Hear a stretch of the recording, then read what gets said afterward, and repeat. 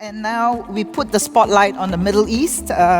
WiT Middle East was held in Dubai on April 9th this year, and I'm very pleased to welcome our two panelists, Stephan Ekbergh, CEO of Travelstart, and Veitch, CEO and co-founder of Wego.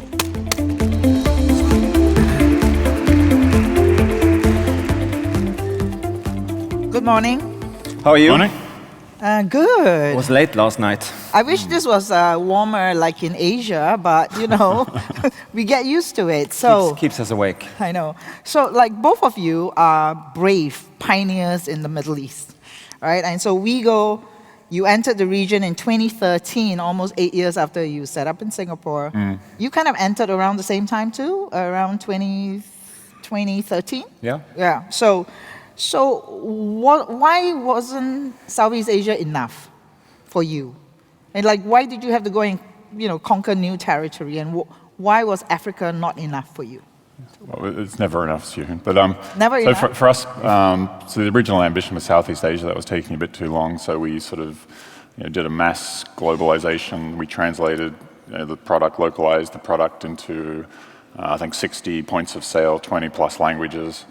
And then we sort of realized pretty quickly that the Middle East was taken off like a hockey stick. So we started paying attention to it, started coming over to the market, talking to people, and we realized there was a big opportunity in the Middle East. So incomes were high, people were traveling a lot.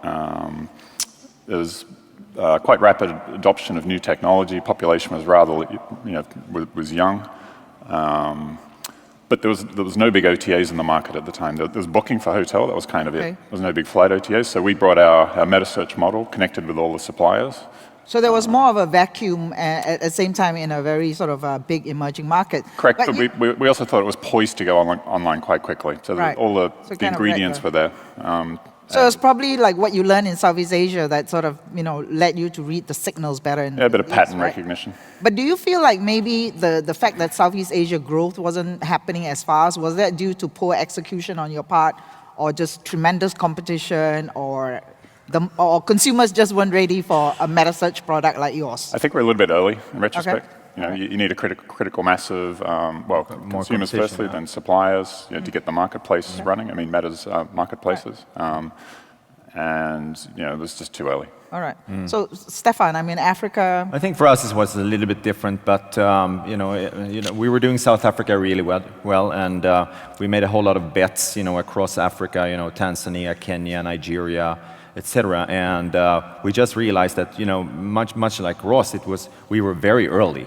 And so you buy all the advertisement you can get, and you get, 20 bookings a day. And, we have to build, a tech stack that can stand up in any, first world, environment, and that costs a lot of money. And, to justify that, you need a lot of transactions to go through. Right. So you're just looking for opportunities to get more transactions through. And we said, you know what? And we also saw that the Middle East carriers, we thought, actually, most likely Middle East is going to be sort of the new gateway to Africa, and South Africa was always the gateway to Africa in the past.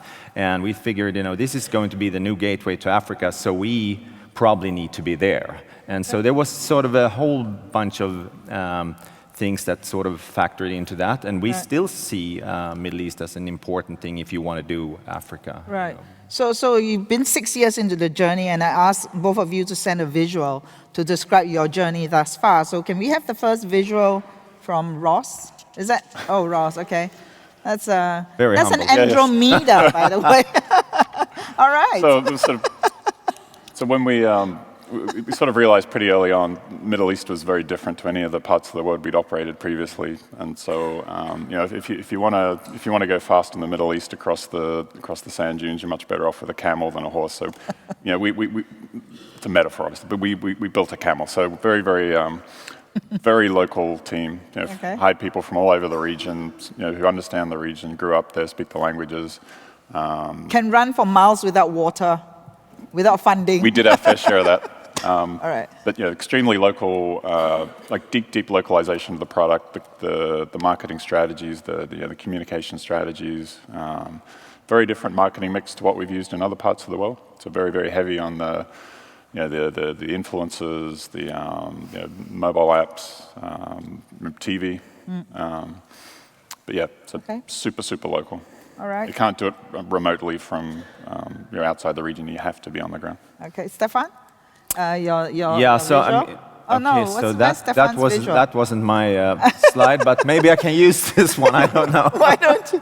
I don't know what happened to your slides. Yeah. So what does this slide really say? No, this is my next question. Oh, okay. Shall I answer this one? Yeah, or? why don't you? No. Talk about your journey. Okay, so pretend, basically, paint the picture for us. So I think that for us,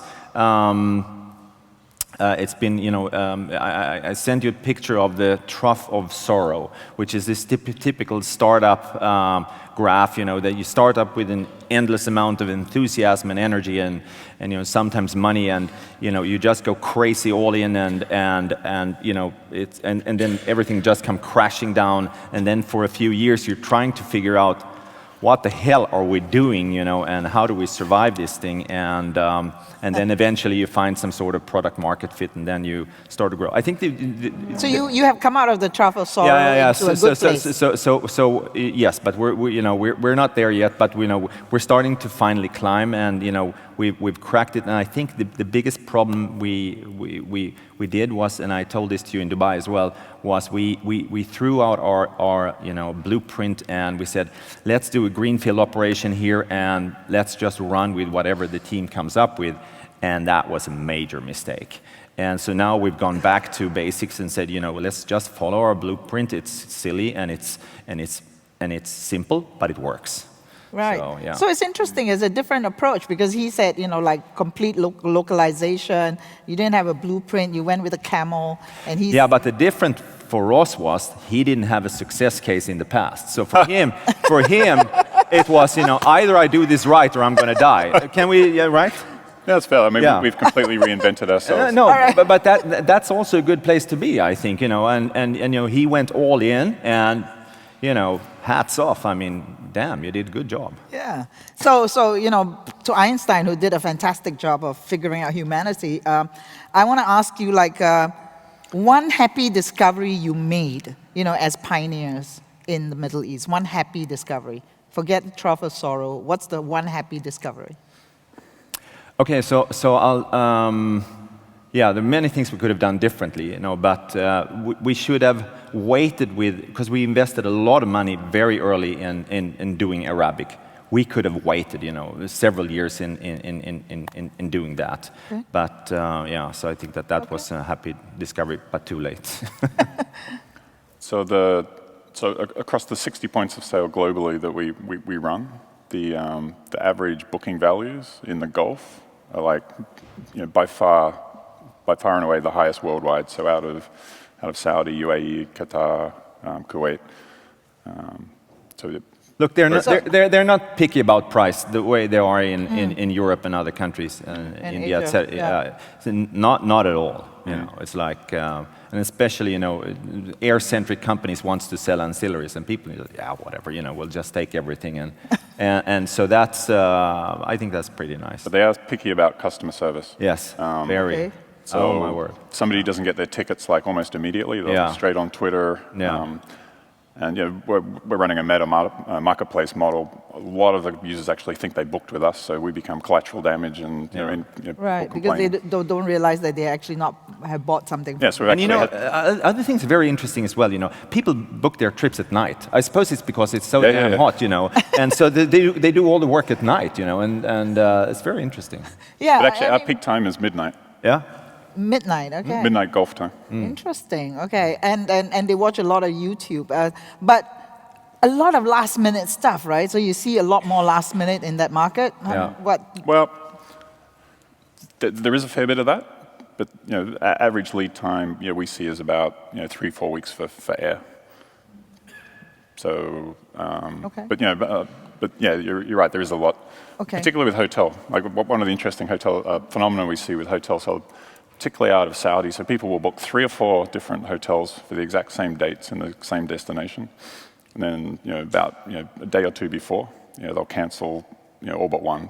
So it's basically optionality. Okay. So friends at Booking, I'm sure this gives them. We see the same thing in Nigeria, by the way. So they make 16, they make 16 bookings on air, and then they eventually choose one, or they choose to maybe pay one, Yeah. So I learned personally a lot during WiT Middle East, and one of the things that I learned, I was interested in was the next slide, which I hope you have, which is the mobile share of traffic. This was a study done by Cleartrip and Flyin, right? And talking about what a high mobile share of traffic and transactions. So want to ask you, do you see any stark difference between mobile behavior in Southeast Asia and Middle East and between Africa and Middle East? So the Middle East is even more mobile-centric. So we're about 85% mobile now. So 65% apps, another 20 mobile web, and then desktop tablets about 15%. Okay. Over the time we've been in the market, conversion rates used to be hugely differentiated between desktop and mobile. They're now they're basically converged. Okay. Yeah, we see more or less the same. I mean, Middle East is really a mobile markets, no doubt about that. And if you don't do that right, you can't really play there. I mean, if you compare to Africa, it's still a desktop first. I mean, Africa is still 60% of the searches, but maybe about 30% of the business coming from mobile. But I think in the Middle East is about 60% coming from mobile in Booking. So right. So saw some interesting stats actually. So Google, for a lot of the wealthier Gulf countries, desktop usage or PC usage is actually in decline as a percentage of the the total population. So people are they're using tablets and phones, and that's good enough now. So if somebody like a company in Europe wanted to enter the Middle East, should they therefore just go mobile only? And is it getting easier for global players to kind of, it's also very fragmented. It's like Asia, right? I think it depends on what you're selling. So right. I mean, hotels works really well on mobile. I think point to point, one leg here and back in one-way journeys. Works very, very well on mobile. But as soon as you come with, 4-segment bookings or, more, it is very hard to figure that out on a mobile, even if it's a bigger screen, because there's so many options. As soon as you have to go via somewhere and, actually, so we see that a lot, that people tend to sort of, go between, both mobile and desktop, to figure that out. I mean, we spent a lot of time helping, some of the regional OTAs, from Europe, from Asia, from the US, figure out localization. A lot of them struggle, so. So you're like the conduit to the market for. Yes, we've introduced a lot of people, helped them with the right to left interface flipping, and connected them with payments providers. And but what we're now doing is sort of offering a facilitated book platform. So you can come and play in the market. We've taken care of the translation, and we'll take care of the customer service, and you just plug it in. So that's working quite well. Right. So if you the last panel, basically talked about how Asia is not one market, and then Singapore is not Asia. Singapore is I like that word, a fake window into Asia, right? So Middle East, which market is like the most exciting market to you? I mean, so Saudi Arabia is definitely the biggest, and it's the one that's undergoing the most rapid change. There's a complete transformation of the economy going on. And for anybody who, a lot of people when they think about the region, they fly into Dubai. It's a bit like Singapore. It's like quite a stark parallel there. But the Middle East is not Dubai. You need to get out of Dubai. And so Dubai is kind of like the fake window. Totally fake. Totally fake. It's a great hub to operate from, but it is not the region. You really need to get to Jeddah, get to Riyadh, get to go to. I think it's the same thing. The problems we always have as humans. We look at the Middle East and we think of it as one country. Whereas it's completely different. I mean, it would be saying to a Dutch person that that they're like French. They would be so humiliated by that. And it's the same thing there. I mean, once we of course started with Middle East. It's just one big area, and there's a lot of sand and camels, and but it's culturally so different, and the behaviors are also somewhat different, And I mean, from our point of view, it's like it's a wonderful journey of discovery. I mean, we just discovered that little country of Qatar is as big as from a travel perspective, as big as Nigeria. With 250 million people. I mean, it's like what.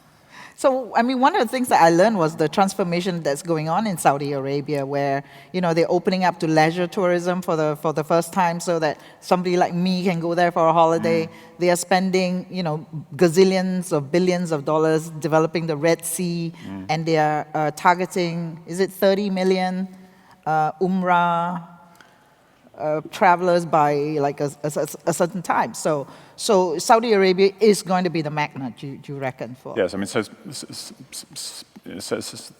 Saudi's trying to transform the economy. So basically, they realize the oil is going to run out eventually. They got this massive pool of capital, and they're reinvesting it to try and transform. Tourism is one of the target sectors. How big a market are we talking about travel in Saudi Arabia? It's about 30 million people today, but people there travel a lot. When they travel, they tend to travel part of big groups, long stays, and there's been this transformation over the last few years. They call it Saudization locally. Basically, it means a lot of the foreign workers are getting kicked out of the country, and Saudis are sort of stepping in to take over. So basically means that there's more money in the pockets of local Saudis, so that the mix of people who are traveling is changing quite fast. Right. I'll just give you some. Sorry, we have a question. Yeah. Okay. We do have a quick question right in front. Hi, good morning. I'm Sarah. I'm a journalist for Hospitality Insight based in Germany. You mentioned Qatar. There are some geopolitical issues between Qatar and the rest of their neighbors, and I would like to know how it impacts your business today, if it does. Political problems in Qatar. Do you want to take that? Yeah, Ross, you take that. Yeah. Go on, you're the fast camel. Yeah. Politics in me, I don't know. So, since I've started doing business in the Middle East, I've had to learn a hell of a lot about geopolitics, and more than I ever wanted to know. But I'm hopeful that I'm hopeful that Qatar and the neighbors are going to sort this out eventually. I was at the Arabian travel market a couple of weeks ago. And, there was a sort of a thought going around that the World Cup coming up could be a catalyst. So currently, it's supposed to all the games are going to be played in Doha. But the thought was maybe they could share it around the Gulf, and as a gesture to sort of help. I think that's not a bad idea. That's positive thinking. So what I also found was very interesting. It seemed like it was Southeast Asia 5 years ago, because you got the global elephants, like Booking.com, Agoda investing in brand building. You drive along the highways and you see billboards of Agoda. Expedia is launching brand Expedia soon in those markets, and then you have two regional warriors like yours, like Cleartrip. And then you have the local heroes, Raylat, Holiday Me, and they're all trying to compete, And then in Saudi Arabia, you have that sort of publicly listed Al Tayya that's investing massive amounts in transformation. So what's your prediction for the market? Consolidation or more fragmentation? I mean, look, it's very simple. I mean, it's always going to be more consolidation. Unfortunately, that's the way it goes, because scale is important. You need to invest tons of money into technology, and you can only afford to do that. And if you have scale, and product is really what's going to drive this. And that's it's a very crowded market. Cost, it's depressing. Yeah. So Cleartrip bought Fly-In. Both of you thinking of some acquisitions, or are you talking about organic growth, or maybe a marriage between both of you? Yeah, I think everybody's dating. Everybody's dating, right? Everybody's dancing with each other. Everybody's dating. That's lovely. It's lovely. All right. But I think, to your earlier question, I think you're going to see more players come into the market before it starts consolidating. So what's great is that the Middle East is now on the radar. Yeah. So within the travel industry, but also tech more broadly. We saw a great exit of Kareem to Uber recently, $3 billion. Jumia is kind of seen as an Africa, but sort of gets rolled up to the Middle East in a lot of and they're trying to go the super app way too, right? Kareem is kind of trying to go the super app way too. I wouldn't be surprised. I mean, so anybody who's got a high-frequency, mass-distributed app, I think, has a plan. Right. I think that what's quite interesting about Middle East as well is that it's not it's a solid market, with real business, not only opportunity in the future but now, and there is no sort of real crazy stuff going on there yet, like in Southeast Asia with all this ridiculous valuation you have with Travelstart and Klook and those guys. But so I think that's I hope it sort of stays a little bit sane, continues to stay sane. It's a relatively rational market. Yeah, it is. For now. Yeah, For now, yeah. So it's a good time to do a startup right now because the investment ecosystem. You managed to raise money from within Middle East, a Middle East investor, MEVP, right? So it's a good time to do a startup in Middle East. It all depends on what startup with what. Yeah. In travel, Yeah. So what would you do if you had to do a startup in the Middle East right now in travel? What would you do? I probably wouldn't do another OTA. So me neither. We have 70 local OTAs active in the Gulf and now on our platform. Yeah.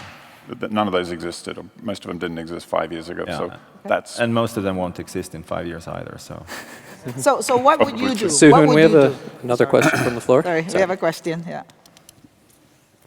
Hi, thank you very much for the insightful conversation. I'm Amir Mahajer. I run a local OTA in Iran called SnapTrip.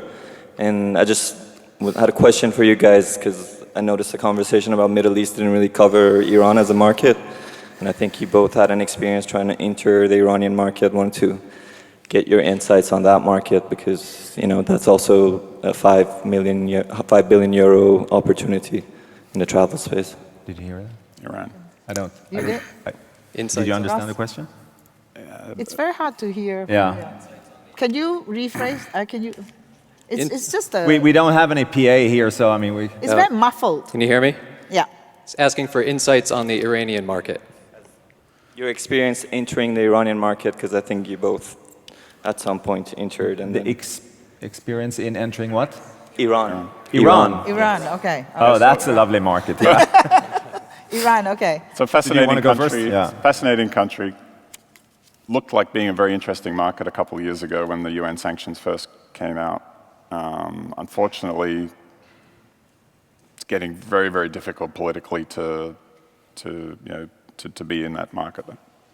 I think technically online travel is not against any of the US OFAC secondary sanctions, but in reality, most banks, most US companies shoot first and sort of ask questions later, so difficult.